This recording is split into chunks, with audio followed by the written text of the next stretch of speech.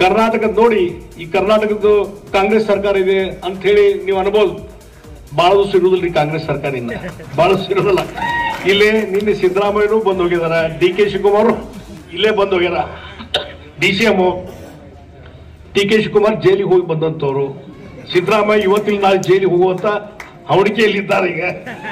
ಯಾಕಂದ್ರೆ ಮೂಡಾದ ಹಗರಣ 14 ಸೈಟ್ ರೀ, 3 ಎಕರೆ ಜನ ನಮ್ಮ ಧರ್ಮದ ಪತ್ನಿ ಹೆಸರಲ್ಲಿ ತೆಗೆದುಕೊಂಡು ಅದನ್ನ ಮೂಡಾದವ್ರು ಅಕ್ವೈರ್ ಮಾಡ್ಕೊಂಡು ಅವ್ರಿಗೆ ಬೇರೆ ಒಂದು ಒಳ್ಳೆ ಈ ಕಡೆ 14 ಸೈಟ್ಗಳು ಕೊಡ್ತಾರಂದ್ರೆ ಅಗದಿ ಪ್ರೇಮಾಪೈಷ ಮೇಲ್ನೋಟಕ್ಕೆ ಅಂತಾರಲ್ಲ, ಸಾಬೀತಾಗಿಬಿಟ್ಟಿದೆ. ಅವರು ತಪ್ಪು ಮಾಡಿದ್ದು ಅವ್ರ ಆರೋಪ ಆಗಲೇ ಸಿದ್ಧ ಆಗಿಬಿಟ್ಟಿದೆ.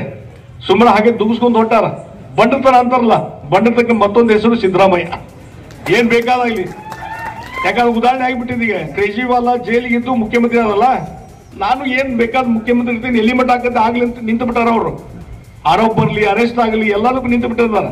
ಆದ್ರೆ ಇವತ್ತಿಲ್ಲಿ ನಾಳೆ ಸಿದ್ದರಾಮಯ್ಯ ರಾಜೀನಾಮೆ ಕೊಡುವಂತ ಪರಿಸ್ಥಿತಿ ಬರ್ತದೆ, ಡಿ.ಕೆ. ಶಿವಕುಮಾರ್ ರಾಜೀನಾಮೆ ಕೊಡುವ ಪರಿಸ್ಥಿತಿ ಬರ್ತದೆ. ಮತ್ ನಾವೇನು ಆಪರೇಷನ್ ಕಮಲ ಮತ್ತೊಂದು ಮಾಡೋದು ಬೇಕಾಗಿಲ್ಲ. ಕಾಂಗ್ರೆಸ್ಸಿನ ಶಾಸಕರೇ ಈ ಸರ್ಕಾರ ಕೆಡಲಿಕ್ಕೆ ತಯಾರಾಗಿದ್ದಾರೆ. ಕಾಂಗ್ರೆಸ್ ಸರ್ಕಾರ ಕೆಡಲಿಕ್ಕೆ ಅವರೇ ತಯಾರಾಗಿ, ಅವ್ರಿಗೆ ಇಷ್ಟು ನಾರಾಜಿದೆ ಕಾಂಗ್ರೆಸ್ ಶಾಸಕರಿಗೆ. ಒಂದು ಅಭಿವೃದ್ಧಿ ಕೆಲಸ ಆಗ್ತಾ ಇಲ್ಲ, ಮತ್ತೊಂದಿಲ್ಲ, ರಸ್ತೆ ಕೆಲಸ ಇಲ್ಲ, ನೀರಿನ ಯೋಜನೆ ಇಲ್ಲ, ನೀರಾವರಿ ಯೋಜನೆ ಇಲ್ಲ, ಎಲ್ಲವೂ ಸಹಿತ ಹಣದ ಕೊರತೆಯಿಂದ ಒದ್ದಾಡ್ತಾ ಇದ್ದಾರೆ. ಅಲ್ಲಿ ಶಾಸಕರು ಇವತ್ತು ನಾರಾಜಾಗಿದ್ದಾರೆ.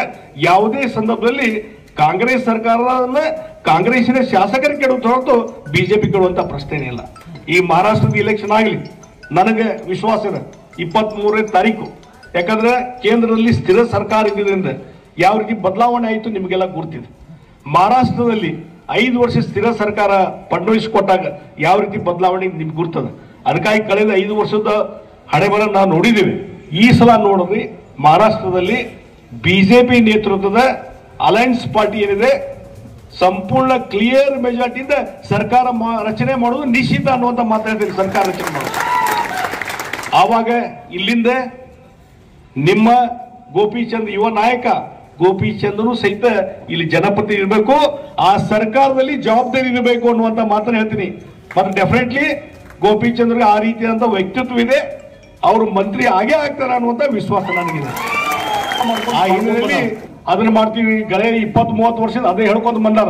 ಅವ್ರ ಕಡೆಯಿಂದ ಆಗೋದಿಲ್ಲ. ಇನ್ನೇನಾದ್ರೂ ಆಗೋದಂದ್ರೆ ನಮ್ಮ ಗೋಪಿಚಂದ್ರಿಂದ ಆಗ್ಲಿಕ್ಕೆ ಸಾಧ್ಯತೆ. MRDC ಈಗಾಗಲೇ ಆರ್ಡರ್ ತಗೊಂಡ್ರೆ ಅದನ್ನು ಮಾಡಿಕೊಡ್ತೀವಿ. ಡೆಫಿನೆಟ್ಲಿ ನಾನು ಬೆನ್ನಂತೆ ನಾನು ಮಾಡಿಕೊಡ್ತೀನಿ. ಬೇಕಾದ ಸಂದರ್ಭದಲ್ಲಿ ಈಗಾಗಲೇ ನಮ್ಮ ನನ್ನ ಕೂಡ ಕಾಂಟ್ಯಾಕ್ಟ್ ಆಗಿದ್ದಾರೆ. ಬೇಕಾದ ಸಂದರ್ಭದಲ್ಲಿ ಬರ್ರಿ, ನನಗೆ ಫೋನ್ ಮಾಡ್ರಿ, ಬೆಳಗಾವಿಗೆ ಬರ್ರಿ, ಹುಬ್ಳಿಗೆ ಬರ್ರಿ, ಬೆಂಗಳೂರು ಬರ್ರಿ, ದಿಲ್ಲಿಗೆ ಬರ್ರಿ, ನಾ ಕೆಲಸ ಮಾಡಿಕೊಡ್ಲಿಕ್ಕೆ ತಯಾರ. ಅದಕ್ಕೆ ಎಲ್ಲರೂ ಕೂಡಿ ಕೆಲಸ ಮಾಡೋಣ. ನಿಮ್ಮೆಲ್ಲರ ಬೆಂಬಲ ಇರಲಿ, ಶಕ್ತಿ ಇರಲಿ. ಇದರ ಮುಖಾಂತರ ಬಿಜೆಪಿ ಗೆಲ್ಲಿಸೋಣ.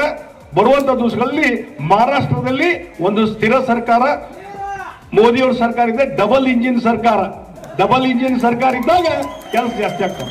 ಆ ಕೆಲಸವನ್ನ ದಯವಿಟ್ಟು ಮಾಡಿ ಅನ್ನುವಂತ ಮಾತನ್ನು ಈ ಸಂದರ್ಭ ಹೇಳಿ, ಇವತ್ತು ದೊಡ್ಡ ಸಂಖ್ಯೆಯಲ್ಲಿ ನೀವೆಲ್ಲ ಸೇರಿ ಇವತ್ತು ಆಶೀರ್ವಾದ ಮಾಡಿದ್ರಿ. ನಿಮ್ಮೆಲ್ಲರಿಗೆ ಮತ್ತೊಮ್ಮೆ ನಾನು ಅಭಿನಂದನೆ ಸಲ್ಲಿಸಿ ನನ್ನ 4 ಮಾತು ಮುಗಿಸ್ತೇನೆ. ನಮಸ್ಕಾರ. ಜೈ ಹಿಂದ್, ಜೈ ಭಾರತ್.